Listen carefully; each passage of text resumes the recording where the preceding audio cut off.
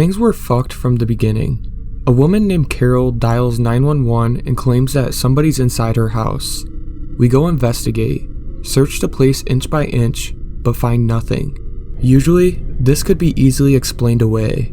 The mind of an older person living alone eventually starts deteriorating. The onset of dementia and other mental issues start to take a toll on their lives.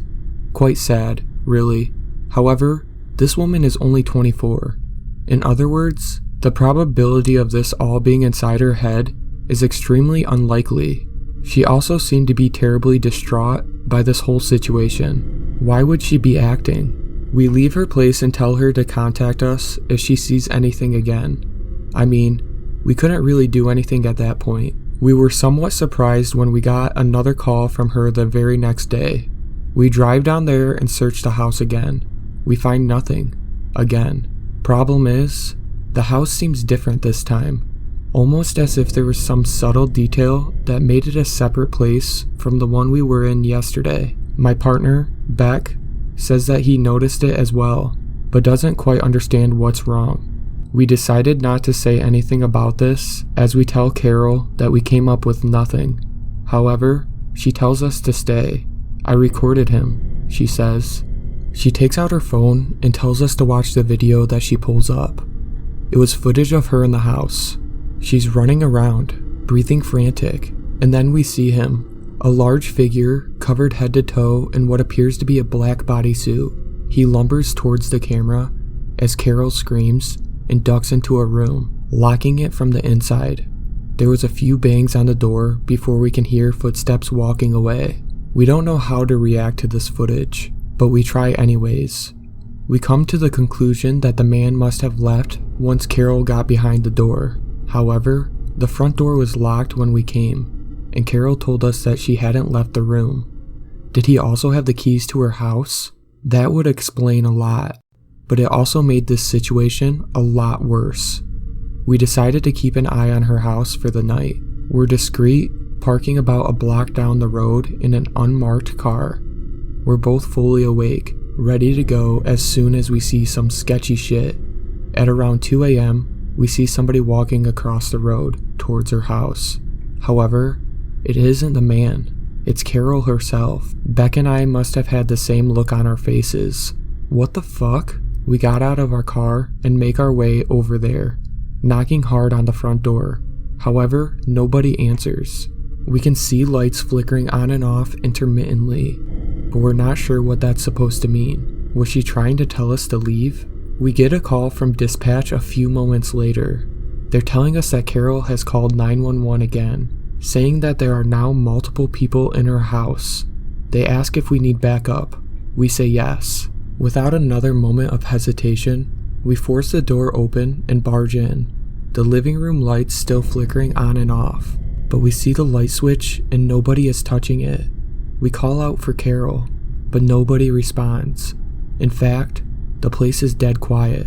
I can see the neighboring houses starting to turn on their lights from the commotion. We rush up the stairs and start sweeping each room, but there's nothing. Once again, we search the place inch by inch, but nothing is here, not even Carol, who we clearly saw enter a few moments earlier. As I pace around in petrified confusion, Beck speaks up. There's rooms here that shouldn't be. What the hell are you talking about? I ask in response. I've been counting, he says. There were 9 total the last time we came. There are 10 now. You didn't notice it? I forced myself to think hard. Subconsciously, I knew that something was off, but couldn't pinpoint exactly what.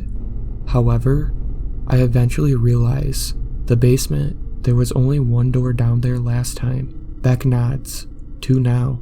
I don't know what to think. I look at my surroundings and try to make an assessment, but there's really none that can be made. We hear a knock on the door about 10 seconds later. It sounds agitated. We look out the living room windows, but aren't met with the red and blue police lights. We're hesitant to answer, of course. I decide to take a step forward, but Beck pulls me back. He looks at me and shakes his head, whispering, "We left the door open, remember?" He was right. My radio starts crackling. Another call from dispatch.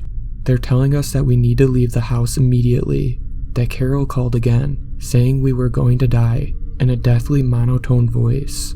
The knocking has stopped, but we can hear footsteps in the basement. Something is in here with us. We've decided that this was enough. We needed to get the fuck out of here. As we started descending the steps, we hear a voice coming from the kitchen. Carol comes out, blocking our path to the door. She looks detached, with blank, beady eyes staring right at us. "Did you find him?" she asks, without any semblance of emotion in her voice. "I think he might be in the basement. Why don't you go check?" Beck and I froze in shock. She just keeps looking at us, gesturing towards the basement door every now and then. The footsteps down there sound like they're running in circles now. We ignore her request, abruptly brushing past her and bolting out the front door. The backup still isn't here, so we decide to get into our car. However, we see somebody down the street peering through our driver's side window. He's large, dressed in what appears to be a black full bodysuit. He looks away from the window and directly at us. It's hard to tell from this far, but the suit doesn't seem to have any eye holes. Beck speaks up. "Sir, please step back from the vehicle." His voice cracks in the middle of the sentence. He's terrified. As soon as Beck stops talking, the figure starts running towards us. It's fast. Too fast. In the time that it takes to pull up our guns, we've realized that it actually moved past us, into the house. We waste no time, running into the car, locking the doors, and waiting until backup arrives. When it finally does, we're extensively questioned while what appears to be the SWAT team search the house. However, it isn't the police chief asking us. Instead, it's some guy in a suit that we've never seen before. He asks us things like, how many doors were there in the house? And what did Carol look like exactly? And did we ever see a man with one eye wandering around? We answered inconclusively to pretty much all of them. We have no idea what the hell's going on. At one point, we see SWAT members carrying multiple stretchers outside and loading them into their truck. Not an ambulance, mind you, but their own truck. Eventually, the man who was questioning us tells us to go home and to report to our station as usual. He tells us not to worry about what we've seen here. I don't know how he expects us to do that. We drive back to the station in complete silence.